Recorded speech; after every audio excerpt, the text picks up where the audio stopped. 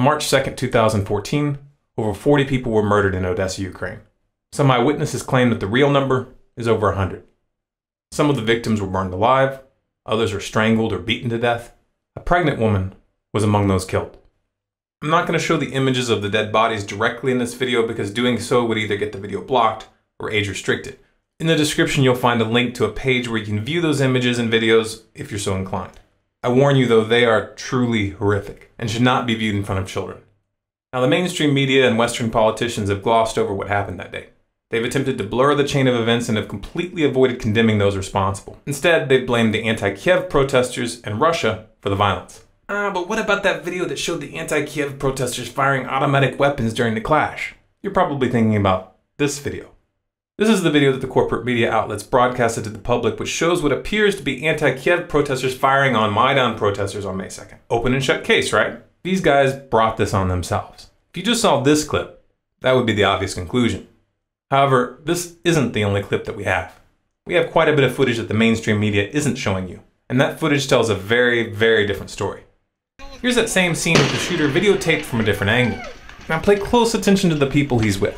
The red armbands these guys are wearing are supposed to symbolize the anti-Kiev contingent. In particular, pay attention to this man in the brown jacket. Also take note of this padding that he's carrying in his right hand.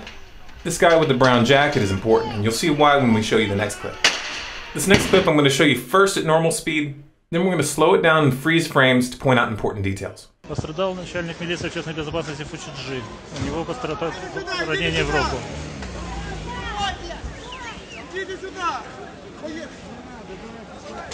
Полковник Фучиджи с окровавленной рукой, ему оказывается помощь на месте.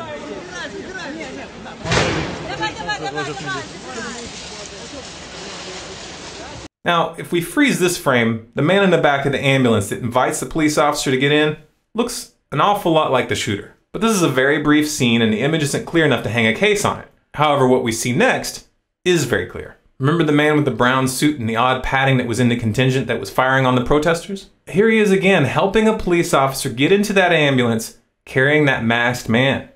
Notice the men with red armbands with him. It turns out we have lots of images and footage tying the police to this provocation. The officer being escorted to the ambulance was photographed and videotaped from multiple angles. Witnesses have identified him as Colonel Fusheji. Here we see him and other police consulting with masked men who are presenting themselves as anti-Kiev protesters. Here we have an unidentified officer giving instructions to a group of these masked men. Why would the Ukrainian provisional government work with thugs presenting themselves as the opposition? Why would they stand by and allow these thugs to escalate the situation by firing into the crowd and then flee the scene with them? Doesn't that strike you as a little bit odd? This is a very old tactic. The technical term, which has been in use since the 1870s, is agent provocateur. That's French for provoking agent. Authorities use agent provocateurs when they want to manufacture a justification for a crackdown against their opponents. And boy did they capitalize on that justification in Odessa. The Maidan protesters, which eyewitnesses say outnumbered the anti-Kiev protesters 10-1, headed straight for the opposition's campground. First, they burned down their tents. The anti-Kiev protesters tried to put up a defense at the door, but the Maidan crowd began throwing Molotov cocktails. Soon the building was engulfed in flames, but the Maidan people didn't stop. Here's what the scene looked like on the ground. You can hear the crowd cheering as they set the building ablaze.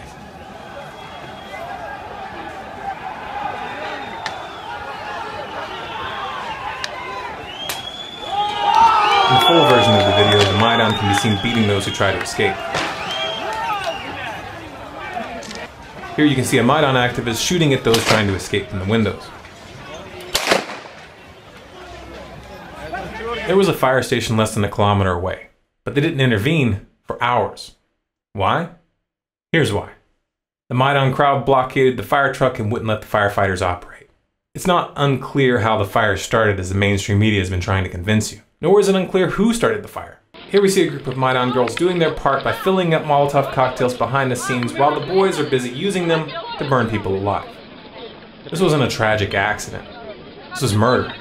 One of the official YouTube channels for the Maidan, Euromaidan PR, uploaded this video right after the blaze where they do a walkthrough of the building examining the corpses. They entitled it "Russian Terrorists Burned Alive in the Trade Union Building Fire in Odessa, Ukraine, May 2nd, 2014. They were proud of what they did, and they weren't the only ones. Following is a screenshot I took from a public post on Facebook made by the Ukrainian nationalist Irina Faryon, who publicly commended the murderers. All over the internet, self-proclaimed fascists were hailing this as a victory for the extreme right. A victory over who? There were no Russian citizens among the dead. They were all Ukrainians. I'm not going to show you the video that they uploaded. It's far too graphic. Again, you'll find a link in the description to watch it if you're so inclined. As horrific as the video is, it's a bit deceptive because it doesn't show the pregnant woman who was killed upstairs. Her body wasn't burned at all. She appeared to have been strangled to death. What's even more disturbing is that there was video taken from the ground which captured the audio of her screaming in her final moments. After the screaming stopped, Maidan activists presented themselves at the window, gleefully waving the Ukrainian flag. During all of this, the police were standing by and did nothing. There was no investigation. In fact, the provisional government in Kiev has blamed the anti-Kiev protesters for the fire and arrested the survivors. Apparently, these people burned themselves to death and strangled their own people. Right. Does this all seem out of place with the narrative you've been handed for months by the media and the politicians? You believed them when they told you that the accusations that the Maidan was run by neo-Nazis were just baseless conspiracy theories. Even though the BBC was reporting on their rise back in 2012. In that first report, they specifically placed attention on a group called Svoboda, led by a man named Oli Tyanibok. In that article, they referred to Svoboda as a proto-fascist organization, and they covered Tyanibok's long history of targeting Jews and ethnic Russians. They pointed out that in 2004, he was kicked out of Viktor Yushchenko's government for making a speech calling for Ukrainians to fight against a, quote, Muscovite Jewish mafia. And in 2005, he signed his name to an open letter to the leadership of Ukraine entitled Stop the Criminal Activities of Organized Jewry.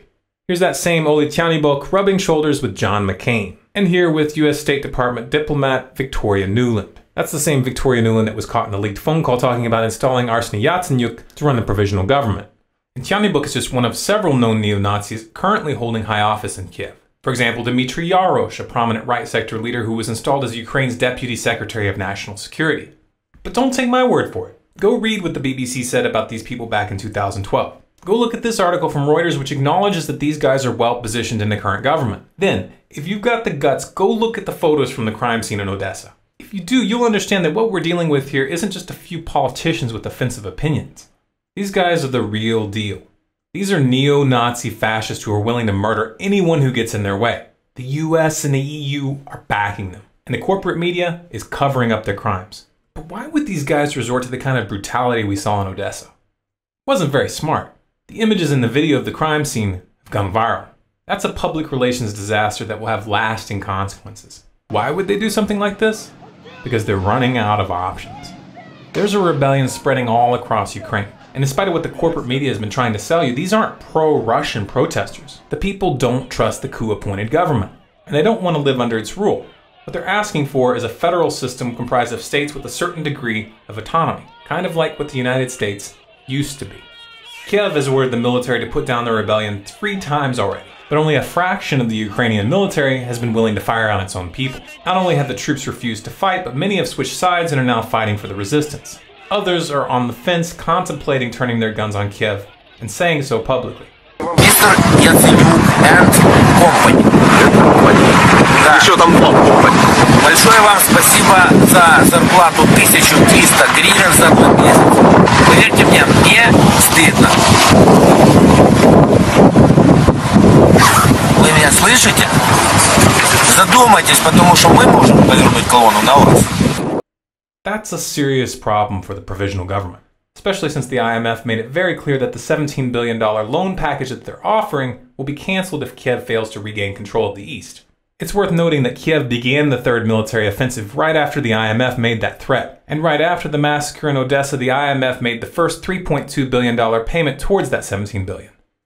Guess they earned it. The grand irony here is that these so-called nationalists are apparently too stupid to realize that their leadership has just sold them out. You say you want a Ukraine for Ukrainians, but Kiev just brought in the IMF vultures. The IMF. This is the world's most notorious predatory lender. The Western globalists own you guys now. Debt is a far more insidious method of subjugation than military occupation. At least with an army, you can recognize the enemy and you can fight them. But when that enemy hides behind banks, they destroy a nation from the inside out. They use your own strength against you. Rather than fighting back, you'll end up groveling at their feet for table scraps. The West doesn't care about Ukraine. They're certainly not concerned about the welfare of their people. Ukraine is just a pawn. It's just a pivot point on the board. The real target is Russia. At this point, they're not even hiding it. If you pay attention, you'll notice the politicians and the media are doing everything in their power to turn the public against Russia. They're working hard to make you hate them and fear them. They're trying to create a boogeyman in your mind, kind of like how they did in the Cold War. Little details like the facts aren't an obstacle anymore. They're just making stuff up at this point, claiming to have evidence of Russian troops in eastern Ukraine, but never correcting themselves after the evidence was debunked. Claiming that the rebels in the east were ordering Jews to register and pay a special tax, never correcting themselves after a Jewish organization with connections to the region came forward to debunk the claim. And of course, predictably, they blamed the violence in Odessa on the Russians too. And they're not going to correct themselves. You've heard the saying, history is written by the winners. That's not poetic. That's a literal truth. Don't let these people win. If you want more content like this, subscribe to Storm Clouds Gathering on YouTube. We also put out regular articles on scgnews.com. You can sign up for email notifications on SCG News, and you can follow Storm Clouds Gathering and SCG News on Facebook, Twitter, and Google+.